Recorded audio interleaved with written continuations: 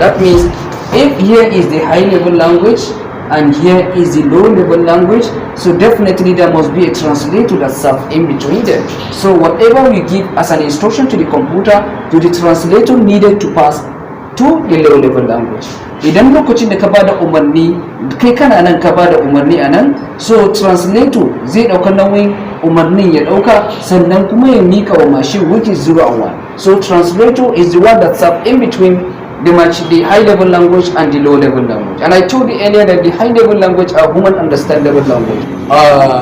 Sunana Mahmud Saleh, inda yau zan gabatar mana da programming class wato introduction to programming,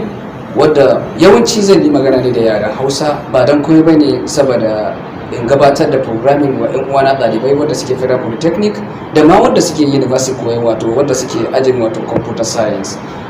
Mun same shi da wahala matuka musamman ma ga 'yan uwana wadda suke Federal Polytechnic, inda da zaran sun bar secondary school suka shiga university suka shiga high institution sukan iya samu difficulties in programming, which I believe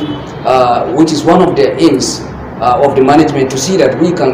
constructed or we develop a programs at the end of the exercise. So that is why I want to emphasize more on the issue of programming, and I believe I'm going to use Hausa and English in order to ease the explanation or the description of what programming all about.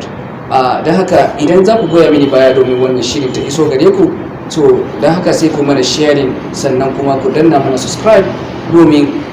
abun nan ta zo muku kai tsaye duk lokacin da muka so daura wani abun da shafi programming.